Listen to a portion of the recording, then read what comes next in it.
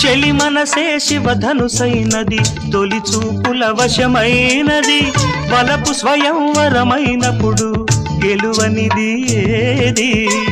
ఒక బాణము ఒక భార్యన్నది, శ్రీరాముని చిరయసమైనది, శ్రీవారు వరమిస్తే సిరులన్నీ నావి. తొలి చుక్కవు నీవే, చుక్కానివి నీవే, తుదిదాకా నీవే, మరు జన్మకు నీవే.